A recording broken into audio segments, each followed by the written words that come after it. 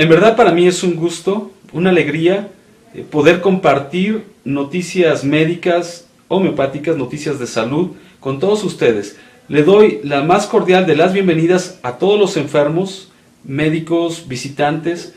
A los enfermos en particular les quiero animar a que continúen su tratamiento homeopático.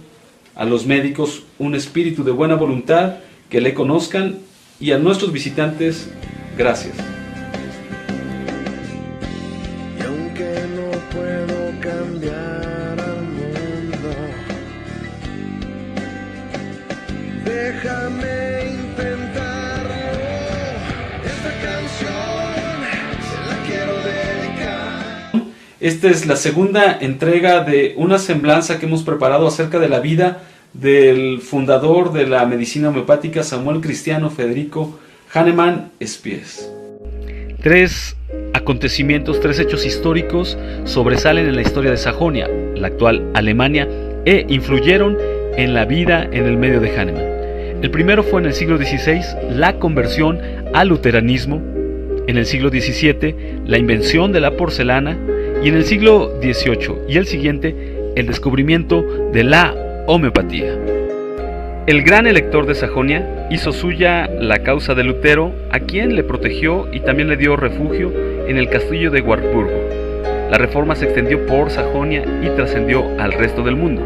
Los ascendientes de Hahnemann, sus padres, se convirtieron a Jesucristo y él también abrazó el cristianismo. Padres, Cristiano Godofredo Hahnemann y Juana Spies, ambos cristianos, su familia también cristiana. ¿Cristianos de qué tipo? Cristianos luteranos, pietistas o puritanos, que tenían la Biblia como palabra inspirada de Dios y norma de vida y de conducta. Meissen es el lugar donde se descubrió la porcelana. Y también es la pequeña ciudad donde nació Samuel Hahnemann. Esta pequeña ciudad de Sajonia está situada en la confluencia de los ríos Elba y Meissen.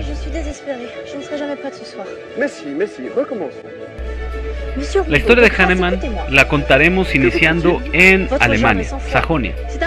Nos situamos al principio del siglo XVIII, cuando Sajonia, que hoy día es Alemania, estaba formada por un gran número de reinos en miniatura. Pequeños príncipes, duques, condes gobernaban cada uno su propio territorio e imitaban a los grandes reyes. Los grandes reyes tenían su propia corte a todo lujo, su teatro, palacios, y estos pequeños príncipes, estos reinos en miniatura, rivalizaban en vanidad y ostentación, tratando de imitar toda la suntuosidad de la corte, principalmente de la corte francesa.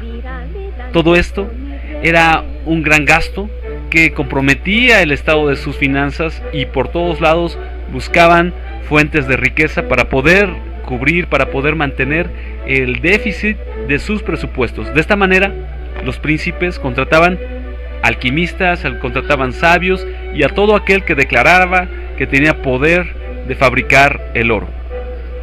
Cada gran señor tenía un alquimista a sueldo y se le encerraba a fin de que trabajase solo para él. Federico Augusto I, el fuerte elector de Sajonia, puso bajo su custodia a Juan Federico Böttger y le pidió que hiciera oro para él. Por supuesto que no tuvo éxito en fabricar oro, pero después de varios años buscando oro, lo que descubrió fue la porcelana. Este procedimiento de la porcelana fue explotado.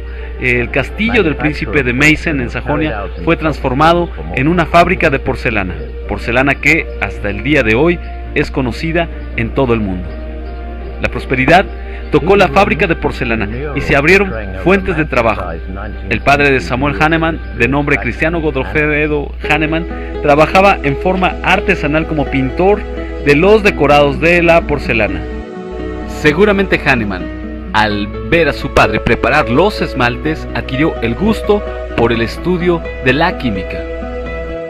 Su padre de Hahnemann era artesano pintor de porcelana. De esta manera fue inaugurada la primera fábrica de porcelana en Europa el 6 de junio de 1710. Esto en el castillo Albrecht. Ahora la porcelana pasa a ser la riqueza más importante del país.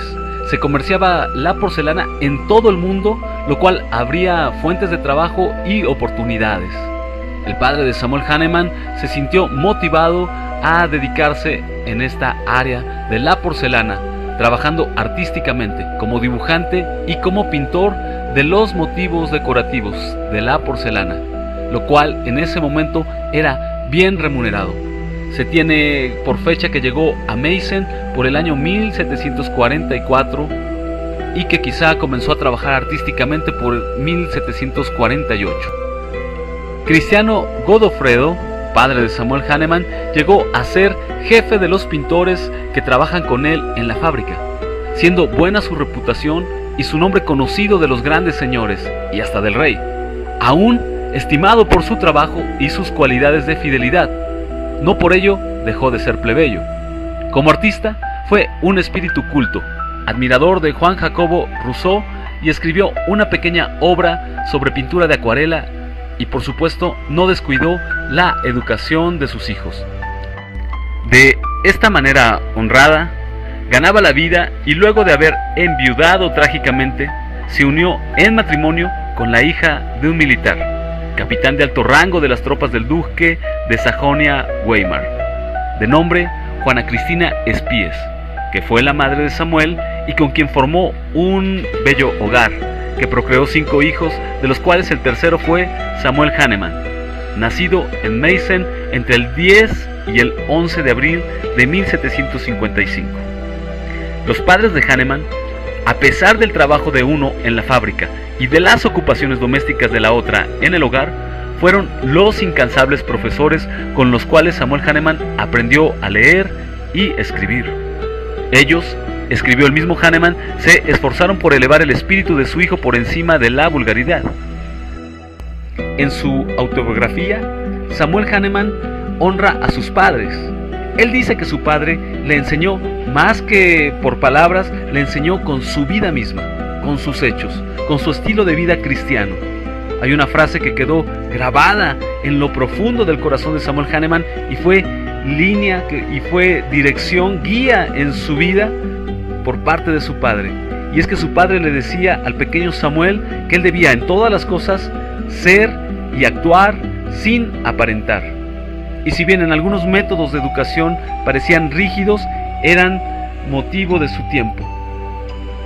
Él amaba a sus hijos con inteligencia, vivía para ellos, y si en alguna ocasión aparentemente trató de poner algún obstáculo a los estudios de Samuel, lo hizo en contra un tanto de su voluntad, más bien apremiado por la necesidad de recursos materiales, por lo cual él buscó que Samuel se dedicara al comercio.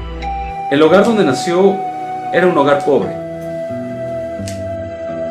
Y es que si bien la fábrica de porcelana trajo abundancia y prosperidad a Meissen, de forma tal que su padre de Hahnemann pudo comprar una casa en las orillas de la ciudad, las guerras, desgraciadamente las guerras y otras penurias trajeron pobreza, trajeron inquietud a la ciudad.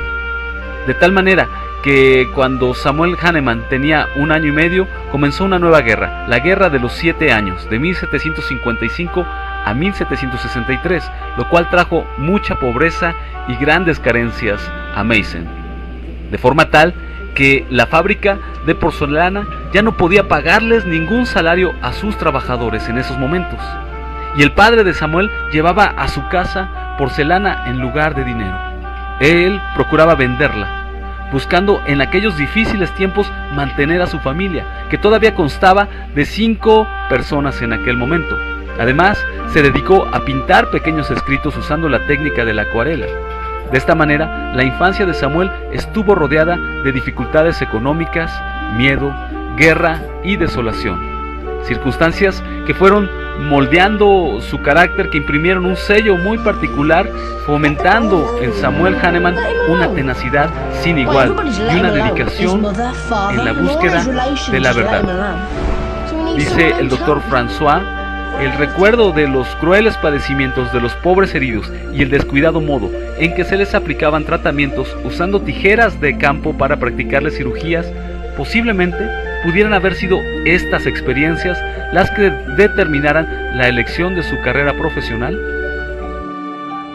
En 1791 escribí a Hahnemann. Mi padre, Christian Godofredo Hahnemann, me enseñó a leer y escribir junto con mi madre Johanna Cristiana, de soltera Spies. Este padre mío, muerto hace ya 4 años, tenía, sin haber adquirido nunca ningún conocimiento científico, los más sanos conceptos encontrados por él mismo, de aquello que es lo bueno, y que puede ser llamado digno en el ser humano. Estos conceptos los sembró en mí. Actuar y ser, sin aparentar, fue su notable enseñanza, la que más que con sus palabras me la dio con su ejemplo, el cual influyó en mí más que cualquier cosa que me pudiera decir. Doquiera que hubiera algo bueno que hacer, ahí estaba él, con frecuencia, sin hacerse notar, en alma y cuerpo. ¿Cómo habría sido posible que yo no lo imitara? Con los más delicados matices entre lo noble y lo humilde, él decidía todas sus acciones de una manera correcta, que le hacía honor a sus sentimientos dulces y prácticos. No creo que tuviera idea sobre los pormenores de la creación del hombre, pero su dignidad humana y su alentadora determinación, que con el modo de actuar que él tenía, nunca hubo nadie que lo contradijera en lo más mínimo. Esto fue lo que me indicó desde mi interior la dirección a seguir.